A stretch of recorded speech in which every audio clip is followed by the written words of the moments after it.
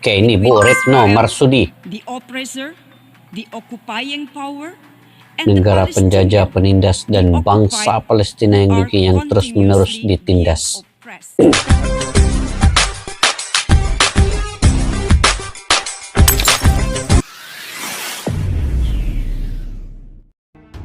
Assalamualaikum dan salam persaudaraan, salam sehat selalu guys, dan ketemu lagi kita pada hari ini di channel Askalan Studio. Oke, hari ini guys saya ingin mereaksi satu video terkait dengan bagaimana tentara Israel ini sebenarnya dari segi kekuatannya sebenarnya masih di bawah lagi daripada kekuatan tentara Indonesia. Ini terbukti apabila di ranking yang dikeluarkan oleh dunia menunjukkan bahwa Indonesia di ranking yang ke-13 pada saat ini mengatasi kekuatan tentara Israel di ranking yang ke-25 ya, kalau tidak silap sekarang ini. Tetapi kenapa Israel begitu berani untuk mengebom, menyerang habis-habisan di semenanjung Gaza, Palestina? Pasti ada di sebalik di belakang Israel ini guys.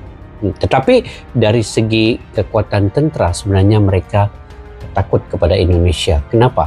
Sebab Indonesia antara negara yang paling terkuat kalau di Asia Tenggara, dan seperti saya katakan tadi di dunia di ranking yang ke-13. Dan Indonesia ini kalau betul-betul berperang ke atas Israel ini, pasti Israel ini akan kalah teruk ya. Sebab apa? Sebab Indonesia punya ketenteraan yang cukup banyak. Cuman saja Indonesia tidak terus melakukan secara terburu-buru.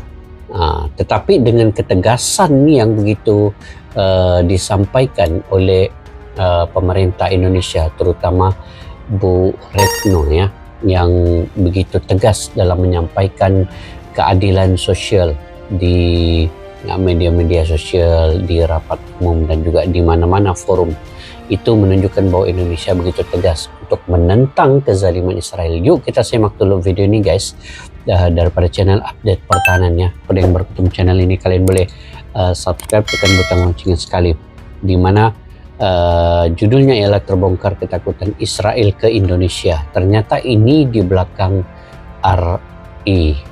Oke, yuk tanpa berbasa-basi kita simak dulu video ini.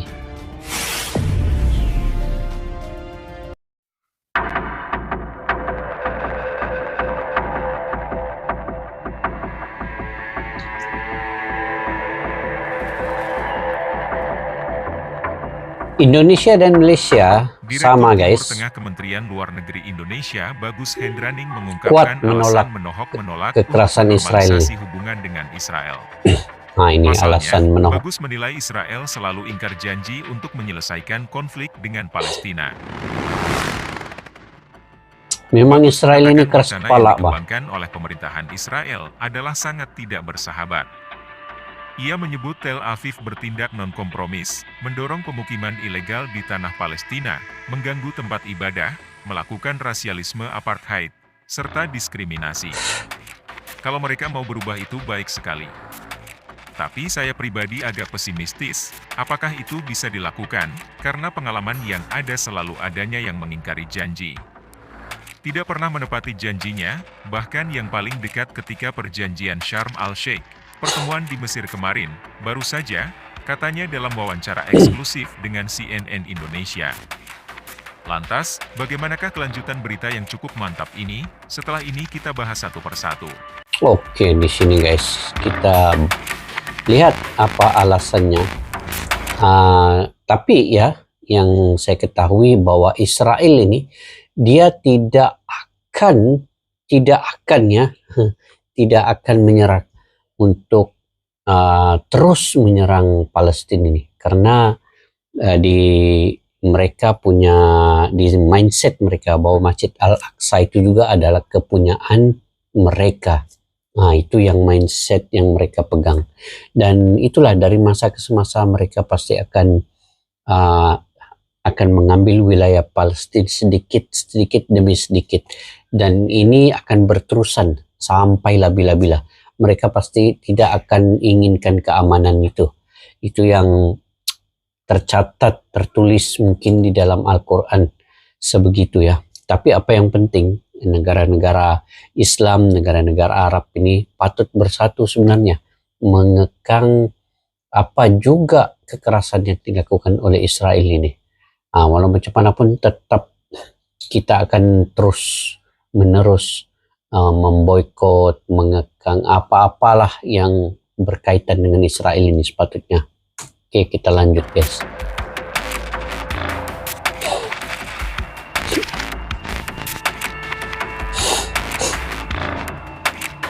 Tapi Malaysia dengan Indonesia memang sudah lama menyekat apa-apa juga yang berkaitan dengan Israel ini, termasuk Piala Dunia U20 baru-baru ini. Indonesia menolak Israel juga. Begitu juga dengan Malaysia, telah menolak beberapa olahraga antarabangsa yang ada melibatkan Israel. Oke, ini Bu Retno Marsudi, negara penjajah, penindas, dan bangsa Palestina yang terus-menerus ditindas. Mereka salah satunya ingin menciptakan suasana kondusif, tidak ada aksi kekerasan. Belum berbilang minggu, sudah terjadi kekerasan, lanjutnya. Bagus juga tidak yakin apakah Israel akan menerima solusi dua negara atau two-state solution. Menurutnya, Israel tidak serius dengan cita-cita solusi itu. Two-state solution adalah cara penyelesaian konflik Israel-Palestina yang disepakati komunitas internasional melalui resolusi Majelis Umum Perserikatan Bangsa-Bangsa atau PBB nomor 194. Lama, yaitu Pak Jokowi pun lantang bersuara, belum juga berhasil diselesaikan secara damai dan adil. Resolusi itu diadopsi pada 11 Desember 1948. Solusi dua negara menjadikan Israel dan Palestina bisa berdiri sebagai dua negara berdaulat yang hidup berdampingan secara damai. Ini tadi PBB ini sudah mendesak Israel akhiri masa pendudukan di Palestina. Tapi kenapa Israel ini masih berkeras lagi, di belakangnya ada Amerika Serikat? Tetapi kenapa negara-negara Islam, negara-negara Arab tidak melakukan sesuatu ya yang tegas, yang bisa untuk menyekat Israel ini sekaligus untuk gencatan senjata? Itu yang sekarang ini bermain di pikiran kita semua. Dan kalau dipikir secara logik lah kan, secara logik, semua negara-negara di kawasan di Arab tuh bisa untuk melakukan sedemikian. Tapi kenapa ada beberapa negara yang tidak serius dalam menyelesaikan masalah Palestina dan Israel ini? Nah, itu yang bermain di pikiran kita guys. Coba kalian komentar di bawah, kenapa? Hidup berdampingan secara damai. Lebih lanjut, Bagus menyebut tidak pernah mendengar Indonesia berkeinginan menjadi mediator Israel dan Palestina.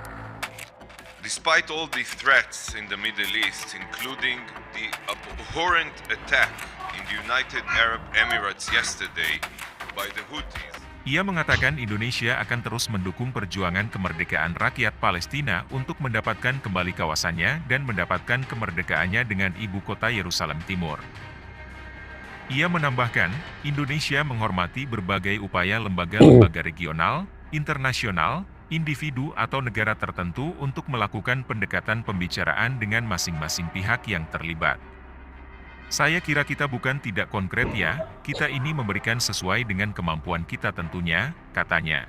Juga berhasil diselesaikan secara damai dan adil. Selain di level politik, Indonesia juga disebut memberikan dukungan kepada Palestina di level yang lain, termasuk kebudayaan dan kesehatan. Dukungan itu dianggap sebagai upaya mempersiapkan Palestina bisa mengelola negaranya ketika nantinya merdeka. Tentu saja Indonesia siap sedia untuk memberikan bantuan sepanjang kemampuan kita memungkinkan, kata Bagus.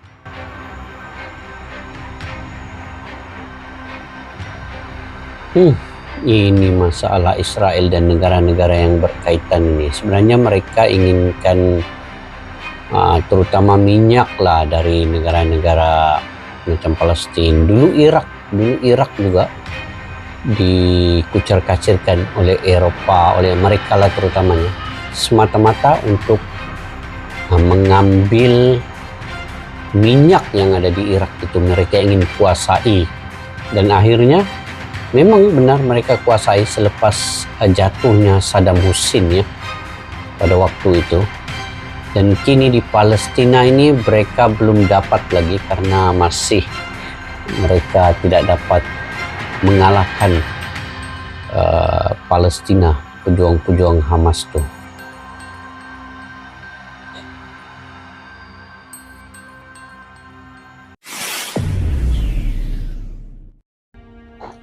Oke guys, sebenarnya dalam video ini kalau kita ikuti perkembangan Palestina, Israel ini, bagaimana Indonesia, Malaysia dan juga negara-negara Islam lain begitu tegas sekali menyuarakan di mana-mana forum antarabangsa, di PBB, kemudian di OIC juga. Suara daripada Malaysia dan juga Indonesia itu begitu lantang sekali, tetapi tidak didengari oleh negara-negara di PBB ini.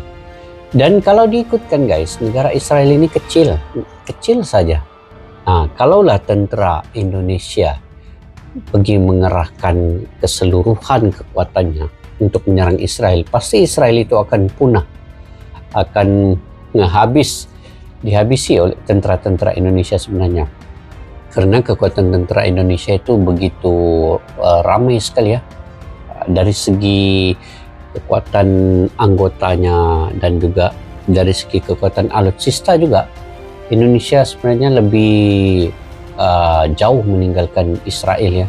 Cuman Israel ini di belakangnya itu ada Amerika Syarikat, ada negara-negara lain, mungkin negara Perancis, kita tidak tahu di belakangnya. Sebab itu mereka berani masuk ke tanah semenanjung Gaza itu untuk menyerang terus-terusan. Dan mereka mengetahui bahwa negara-negara Islam yang lain, terutama di negara-negara Arab itu tidak mampu berbuat apa-apa karena punya hubungan diplomatik mungkin dengan Amerika, dan kuasa veto Amerika itu mengatasi segalanya.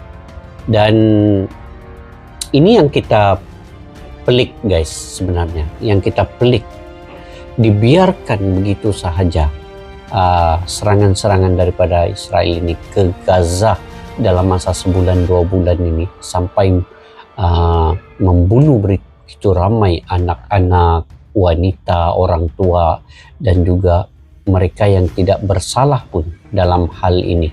Tapi tentara Israel terus menghabiskan semenanjung Gaza itu tanpa ada satu negara pun, negara Islam, yang coba untuk menghentikan semua ini. Dan insya Allah kita doakan di beberapa masa terdekat ini mungkin ada tentara-tentera daripada negara-negara Islam juga yang berani sebenarnya, terutama di Yaman sudah menyatakan bahwa mereka akan perang habis-habisan juga membantu Palestina ini. Dan kalau diikutkan juga ya, dari segi pelaporan media sosial, sebenarnya tentara-tentara Israel banyak yang meninggal juga, tetapi tidak dihebohkan ya. Dan kemenangan sebenarnya di Palestina itu oleh tentara Hamas menghabiskan tentara-tentara Israel ini. Tentara Israel sebenarnya tidak dapat menentang tentara Hamas di Palestina ini, tapi mereka cuma dapat membunuh orang-orang awam yang tidak bersalah, yang tidak mempunyai senjata. Itu yang mereka habiskan. Tapi kalau dengan tentara di Palestina itu, tentara Hamas, mereka tidak mampu pun sebenarnya. Jadi itulah yang saya cakap, kalau Indonesia ini guys membawa segala tentara kekuatannya, sekejap punah Israel ini. Tetapi Israel ini di belakangnya itu ada Amerika sebenarnya yang melindungi mereka. Apapun kekuatan, doa, dan juga semualah dari segi kekuatan uang, ringgit, tenaga, itu kita harus memboikot segala apa yang ada di Israel ini, sama ada dia punya barangan produk apa semualah. Itu yang patut kita lakukan sekecil-kecil usaha kita itu.